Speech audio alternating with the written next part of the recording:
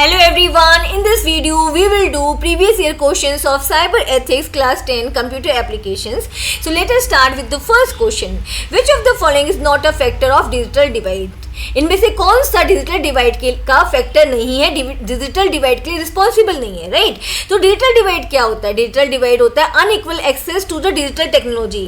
जब digital technology का unequal access होता है, मतलब किसी एरिया में बहुत ज़्यादा यूज़ हो रहा है डिजिटल टेक्नोलॉजी का, इंटरनेट का, लैपटॉप्स का, टैबलेट्स का, और किसी एरिया में बहुत कम हो रहा है। ओके, तो ये बहुत सारे फैक्टर्स पे डिपेंड करता है। जैसे एक एग्जाम्पल हम ले लेते हैं, रूरल एरियाज़ में टेक्नोलॉजी इतनी ज़्यादा यूज़ नहीं होती है as compared to the urban areas. Urban areas में बड़ी बड़ी कंपनीज होती हैं, ऑफिसेज होते हैं, वहाँ पे डिजिटल टेक्नोलॉजी का ज़्यादा यूज़ होता है, राइट?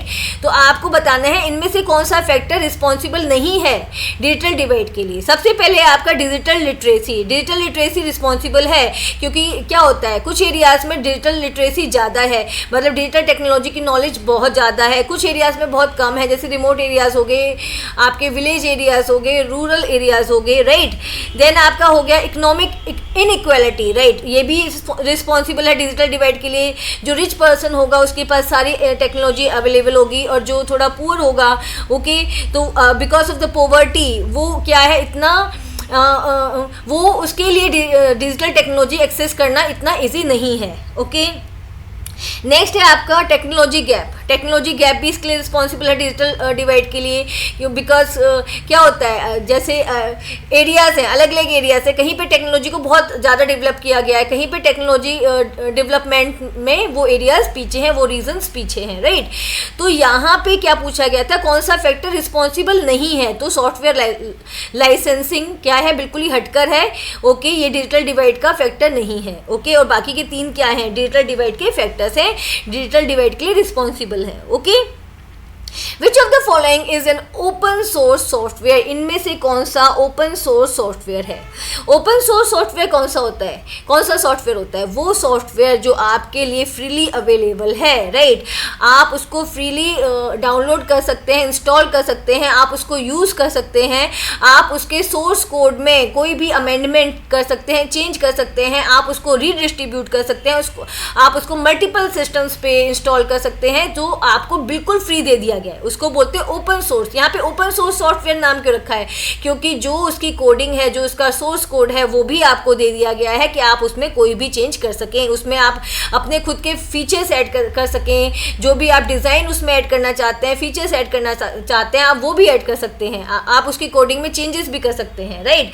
तो ऐसा कौन सा यहाँ पे सॉफ्टवेयर है जो ओपन सोर्स है? तो आपके पास ओपन सोर्स सॉफ्टवेयर है Mozilla Firefox. Okay, Mozilla Firefox क्या है? एक ओपन सोर्स सॉफ्टवेयर है। और इसके अलावा जो दिए गए Microsoft Edge, Google Chrome and safari, ये आपके लिए फ्रीली अवेलेबल नहीं है। A software dash is a legal instrument governing the use or redistribution of software। तो आपको ये डैश फिल करना है, ठीक है? A software dash is a legal instrument, वो लीगल इंस्ट्रूमेंट जो बताता है कि सॉफ्टवेयर का यूज़ कैसे होगा, उसका रीडिस्ट्रीब्यूशन कैसे होगा, ठीक है? आगे आप सॉफ्टवेयर को कैसे रीडिस्ट्रीब्यूट करोगे, तो ये कौन बताता है? ये सॉफ्टवेयर लाइसेंस बताता है। सॉफ्टवेयर लाइसेंस वो डॉक्यूमेंट है, वो लीगल इंस्ट्रूमेंट है जो बताता है कि आप सॉफ्टवेयर को कैसे यूज़ कर सकते हैं, आप उसको डिस्ट्रीब्यूट कर सकते हैं या नहीं कर सकते हैं। Okay, dash refers to the gap between those who have access to the technology and those who do not. मैंने अभी बताया, तो ये क्या है? डिजिटल डिवाइड वो गैप है जो बताता है कि कितने, मतलब ये बताता है कि कितना बड़ा गैप है उन लोगों के बीच में जो टेक्नोलॉजी को एक्सेस कर रहे हैं और जो टेक्नोलॉजी को एक्सेस नहीं कर रहे हैं। Okay, next is which one of the following software comes under open source software category, right? मैंने अभी आपको बताया था ओपन सोर्स सॉफ्टवेयर कौन सा होता है, जो आपके लिए फ्रीली अवेलेबल है, आप उसके सोर्स कोड में भी चेंजेस कर सकते हैं। तो इनमें से जो आपका सॉफ्टवेयर है वो है लिनक्स, ठीक है? लिनक्स क्या है? एक ऑपरेटिंग सिस्टम है जो आपके पास फ्रीली अवेलेबल होता है, फाइन। इसलिए आपने देखा होगा जो स्कूल स्मार्ट क्लासेस यूज़ करते हैं, एडिकॉम क्लासेस यूज़ करते हैं, तो वहाँ पे जो उनके प्रोजेक्टर्स होते हैं, उनके जो कंप्यूटर्स होते हैं, उसमें कौन सा सिस्टम होता है? उनमें लिनक्स ऑपरेटिंग सिस्टम होता है। राइट। नेक्स्ट है आपका सिक्योर डेटा ट्रांसमिशन मीन्स, मतलब आपका डेटा सिक्योरली ट्रांसमिट हो रहा है from one device to the another. तो इसका क्या मीनिंग है?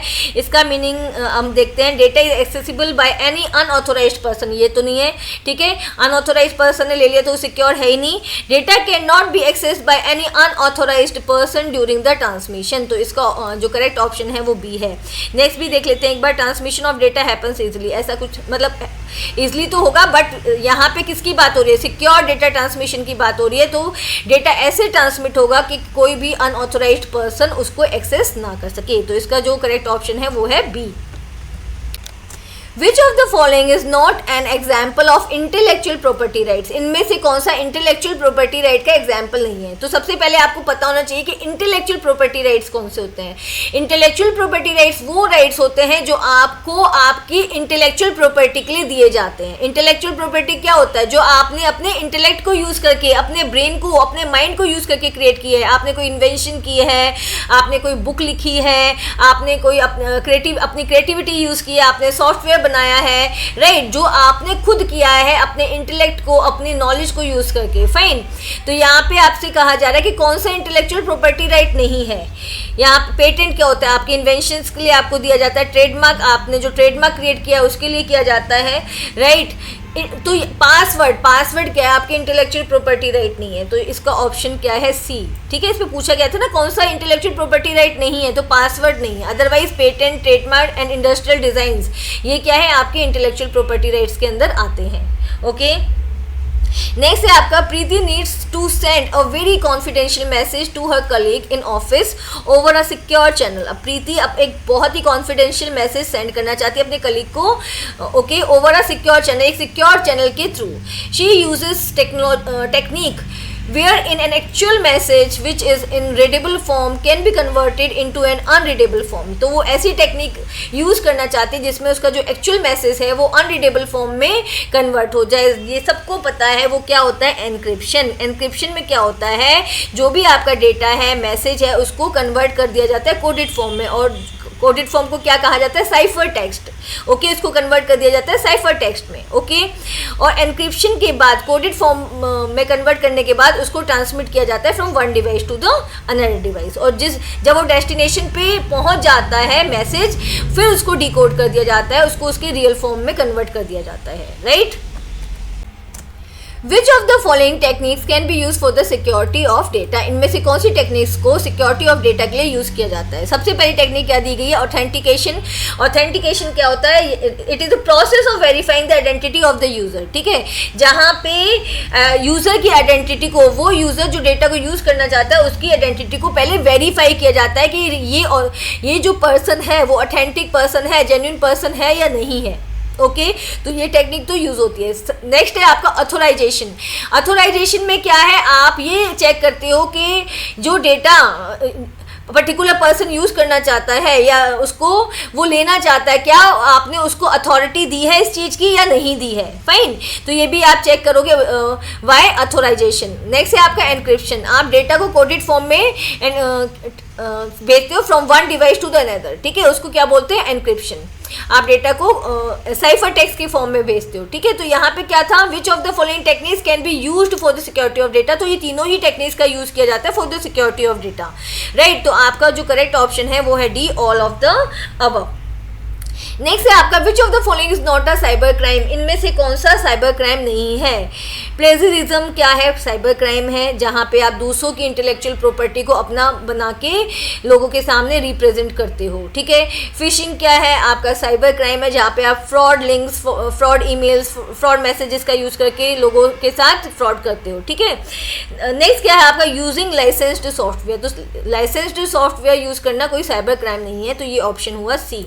यही पूछा गया था ना कौन सा साइबर क्राइम नहीं है। हैकिंग भी क्या है? आपका साइबर क्राइम है, तो आपका जो सी ऑप्शन है वो करेक्ट है, ठीक है।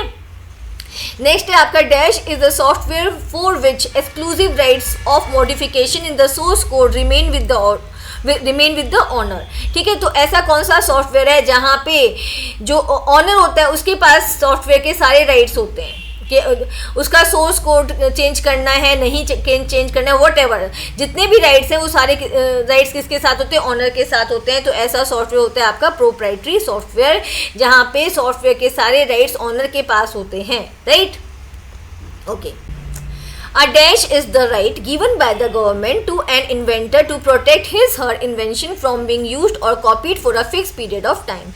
वो कौन सा राइट है जो गवर्नमेंट देती है इन्वेंटर को, जिसने कुछ इन्वेंट किया है, ओके, जिससे कि वो अब जो भी उसने इन्वेंट किया है उसको प्रोटेक्ट कर सके for a fix period of time, ठीक है, कुछ पर्टिकुलर टाइम के लिए। तो वो राइट है आपके पास पेटेंट, जो डिस्कवरी के लिए, इन्वेंशन के लिए दिया जाता है by the government for the 20 years, okay.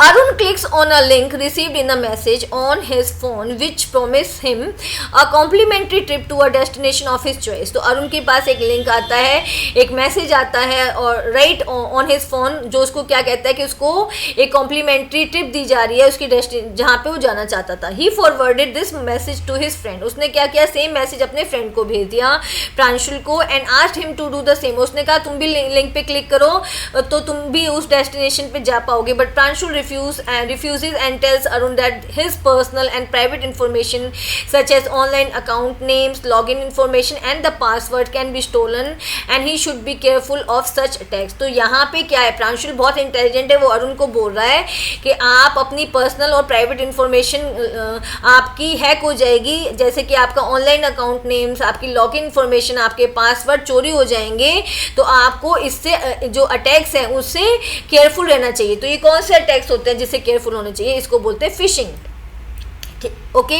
Fishing, वो फिशिंग के अंदर क्या होता है, फिशिंग अटैक के अंदर आपके पास fraud messages, fraud email, okay, links आते हैं और आपको प्रॉम्प्ट किया जाता है कि इन लिंक्स पे क्लिक करो, अलग अलग तरीके का आपको क्या कहते हैं, एक तरीके से आपको कुछ कुछ फ़ायदा दिखाया जाता है कि इसमें आपका फ़ायदा होगा, ठीक है, आपको टेम्प्ट किया जाता है, फाइन। तो ये जो अटैक्स होते हैं इनको क्या कहा जाता है, phishing attacks. Next is Charlene is an artist. She displays her artwork on the internet using her website to attract buyers. तो चार्लिन क्या एक आर्टिस्ट है, उसने अपनी वेबसाइट पे अपने आर्टवर्क को डिस्प्ले किया जिससे कि बायर्स उसको खरीदें। One day while browsing the internet, she discovers that another artist had displayed her painting portraying it as his own. एक one day जब वो क्या करी थी, ब्राउज करी थी, तो उसने ये पाया, उसने डिस्कवर किया कि किसी दूसरे आर्टिस्ट ने उसकी पेंटिंग्स को अपना बना के डिस्प्ले किया हुआ है, okay. Which right of Charlene was infringed, यहाँ पे चार्लिन के किस राइट का हनन किया गया है, ओके, इन्फ्रिंज किया गया है। तो यहाँ पे चार्लिन ने क्या है, अपने इंटेलेक्ट को यूज़ करके अपना आर्टवर्क क्रिएट किया था जिसको किसी और ने चुरा के उसको अपना बना के रिप्रेजेंट कर दिया है। तो यहाँ पे कौन सा राइट यहाँ पे इन्फ्रिंजमेंट हुआ है, कौन से राइट का हनन हुआ है, वो है आपका इंटेलेक्चुअल प्रॉपर्टी राइट, आपके इंटेलेक्चुअल प्रॉपर्टी राइट को चुराया गया है, okay. Next is which of these is not an example of cyber bullying, इनमें से कौन सा साइबर बुलिंग का एग्जाम्पल नहीं है।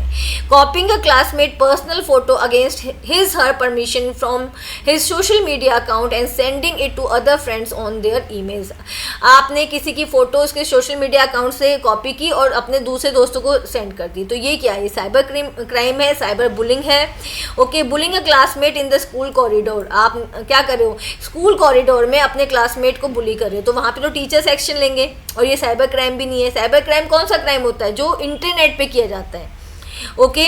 तो जो इसका आंसर है which of these is not an example of cyber bullying, तो साइबर बुलिंग जो सेकंड है वो साइबर बुलिंग नहीं है, ठीक है। Threatening someone on the WhatsApp, ये भी साइबर बुलिंग है। Posting mean messages about someone on the social media, ये भी साइबर बुलिंग है। तो साइबर बुलिंग कौन सा नहीं है, bullying a classmate in the school corridor, okay. Next is Pratham is excited to use a new software which is freely available to download. प्रथम बहुत एक्साइटेड है एक न्यू सॉफ्टवेयर को यूज़ करने के लिए जो इंटरनेट पे फ्रीली अवेलेबल है कि आप उसको फ्री में डाउनलोड कर सकते हैं, but he can not modify और चेंज द सोर्स कोड, लेकिन वो उसका सोर्स कोड चेंज नहीं कर सकता। तो यहाँ पे प्रथम कौन सा सॉफ्टवेयर यूज़ कर रहा है, प्रथम यहाँ पे फ्री वेयर यूज़ कर रहा है जो आपको फ्रीली मिल तो जाएगा बट आप उसके अंदर कोई चेंज नहीं कर सकते उसके सोर्स कोड में।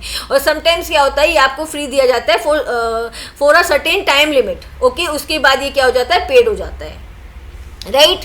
Now which of the following is not a reason for the digital divide in different demographic regions, तो इनमें से कौन सा डिजिटल डिवाइड का रीजन नहीं है, ओके। फर्स्ट है आपका कॉस्ट ऑफ टेक्नोलॉजी, ये तो रीज़न है, ठीक है। कई जो टेक्नोलॉजी की कॉस्ट होती है कुछ लोग पे कर सकते हैं कुछ रीजंस में और कुछ रीजंस में नहीं कर सकते। जैसे जो रिच एरियाज़ हैं जहाँ पे रिच लोग रहते हैं वो आराम से टेक्नोलॉजी बाय भी कर सकते हैं और यूज़ भी कर सकते हैं।